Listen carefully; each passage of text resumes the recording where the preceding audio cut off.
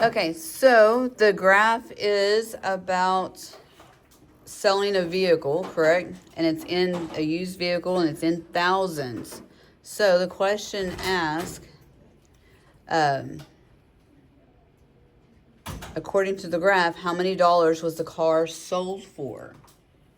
So was it sold for in the beginning or at the end? What do y'all think?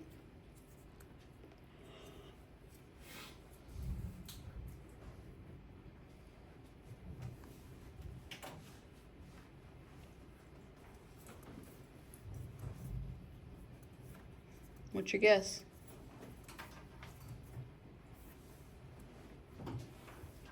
Like, it was sold to the second owner. So, At the end. but the graph, I agree. So it's sold to the second owner, but the graph is about what?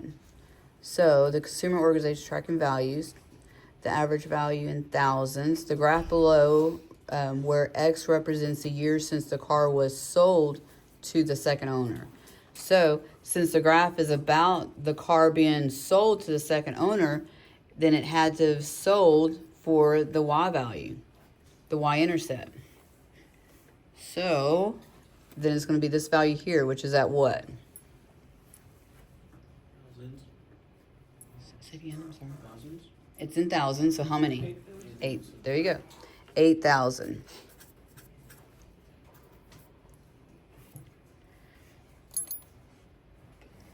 Okay, number 2.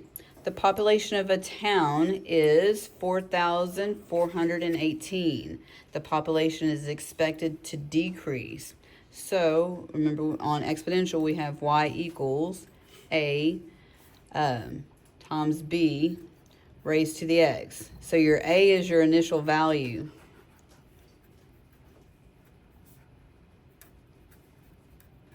Which a lot of times is your your y-intercept. I did come across an equation that had this and then plus another number. If you have plus another number, then that's going to change your y-intercept. Just to warn you there. Okay, so we're looking at a decrease of a rate of 15%. So where do we start off at? 4,418. That's our initial value. So 4418. But as far as percent, you start at 100%. And then you were going to subtract 15%. So what do we get? 85. And then to change 85 to a decimal, you move it over 2 places. So our rate is going to be 0.85. And rounding it, we're looking for 6 years. So you can make this an X and go to when X equals 6, or make it a 6 and go to your main screen. And so then we're just multiplying.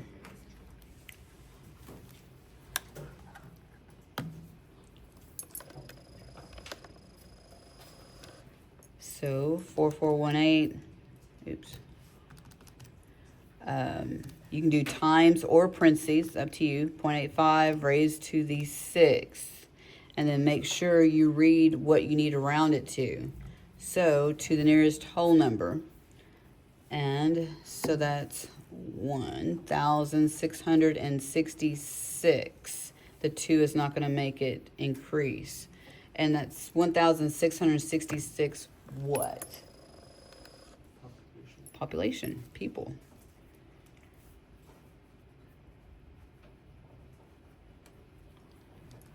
Okay, so number 2. What are we going to start out with?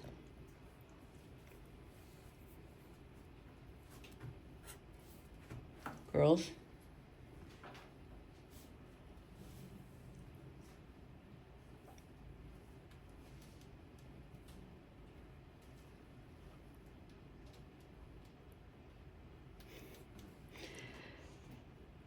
$12,730. Apparently, girls cannot speak. We're decreasing at a rate of 8%. So again, you're going to do 100 minus 8 equals 0.92. So your rate's going to be 0.92. And this time, are we going to put in X? Do they give us the time? No. We had a girl speak. Okay, so this one kind of confused me a little bit. So go to your Y equals 12730. And then you can either do times or parentheses, 0.92. And raise it to the X. So it says how long will it take for a population to be fewer than 7,028? And let me increase y'all.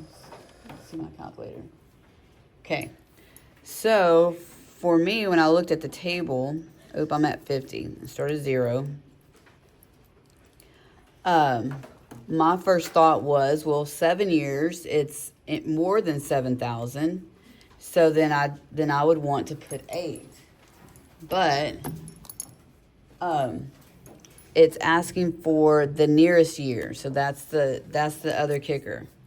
So the nearest year and fewer than. So I know that's between 7 and 8. So you don't have to change it. You can just look at mine for a minute. So 7, and I'm going to do my change at 0.1 instead of every year. So I'm looking for 7,028. So that would be at 7.2 years. So at 7.2 years, if they want the nearest year, what would you round 7.2 to? 7. So that is why it's 7. So even though at 7 years, it is not less than that, but that is the closest year. So, yeah. I need to make it smaller. I know, wrong way. There we go. So the main thing on these is that you're rounding. So even on these, you're rounding to the nearest year. So try number 4.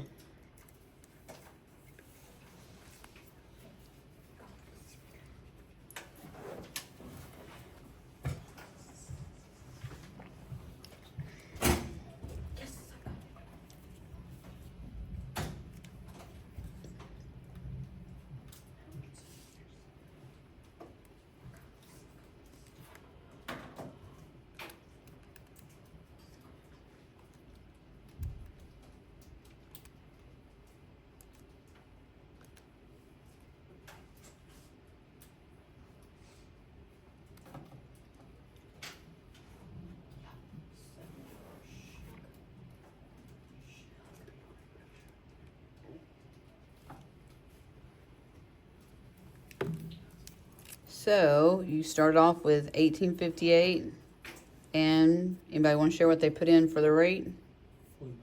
0.9. And raised to the X. So how many years? 9 or 10? 10.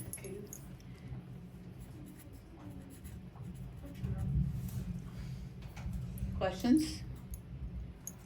Nope. So again, if you're unsure between 9 and 10, I again changed mine to 0.1. So 9.6 is at 675. So that would definitely round up. Okay. 1, 2, and 3 are very similar. They're just different types. Exponential function. So we have a bike that is worth $15.95. So that's your A. And it depreciates. So what does that mean? Up or down? Down. 15%. So what's our B going to be? 0.85. Perfect. And round to the nearest penny. So main screen, right? Or you can put it in. You can put it in the table if you want to, or put in Y equals. So 15.95, and then 0.85 raised to what? Would 14. Because 14 years. What is the value after 14 years? And round to the nearest penny.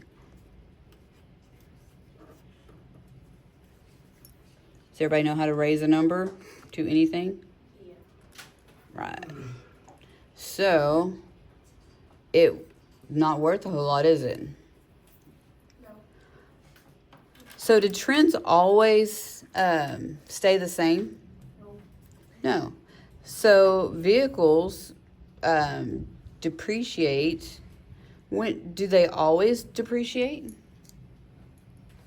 Do vehicles always go down? No. Oh, wait. They could. If it went down and wasn't taken care of and ended up in the junkyard, it eventually stops, right? But a few years ago, the old Blazers started costing a lot of money. I wish we'd kept those. So depending on trends, some vehicles will go up in value later on, but they have to be not driven while you've owned it for the last 30 years and rebuilt and kept perfect. But most things do go down. There are some things that can gain value. Houses, do they depreciate or appreciate? Most of them appreciate. And there's some times where it might depreciate. And does it depreciate in the construction? Does the house itself physically depreciate? Well, Yeah, you gotta put money in. You gotta get a new roof. The carpet's bad because you've spilt so much on it. So you still have to add to it. So even though the value might go up, you still need to add to the home. Okay, number 2. What'd y'all get? Emma.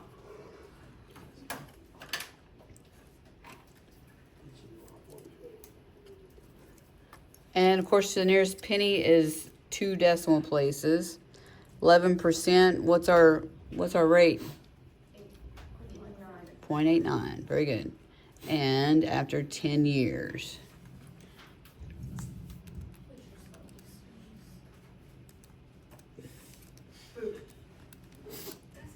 What happens if there's a tornado? Oh my gosh. We would do what the tornado drill that we've been practicing. But I don't think that would really help, honestly. Oh, it either will or it won't. Okay. Guess we'll figure it out. Yeah. Okay, real soon. 1598 point what? 38. 37. Yeah, the 4's not going to make it go up. Thank you. Okay. Are we good or do we need 3? No, we're good, I think. Okay. So 4, 5, and 6 is the only thing that's a little bit new. Not 100% new. So you are going to figure out if it's linear or exponential. Okay, so if it's linear, then you have a slope, right? Which is the rate of change.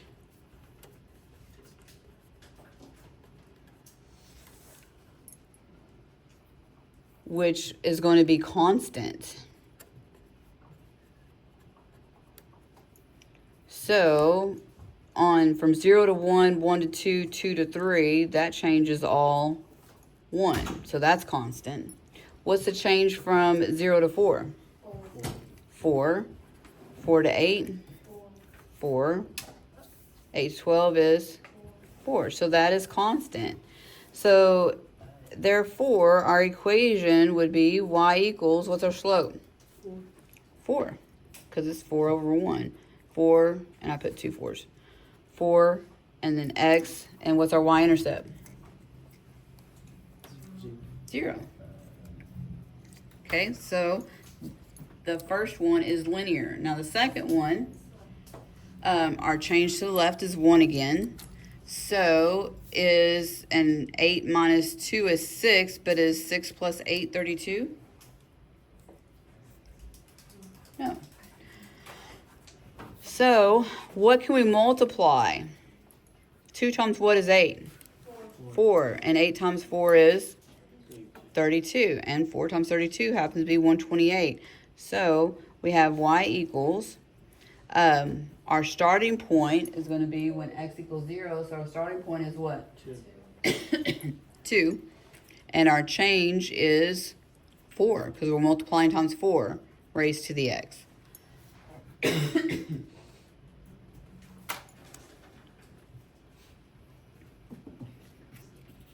Okay. And last one. And then I'm going to talk to you about one more equation just real quick. After the one equation, and then you may. Okay, so our starting point is -2. -2. And what are we multiplying by? 5. 5. Raised to the x.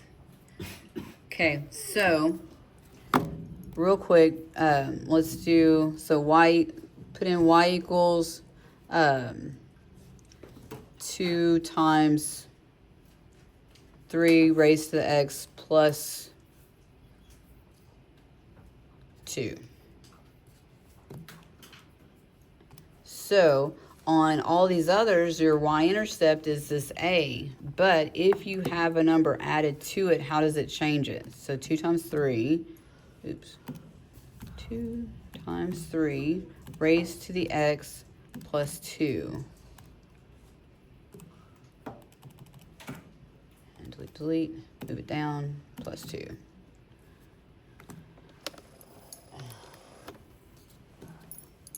Okay, so I just want you to realize this because this was not like any of the notes.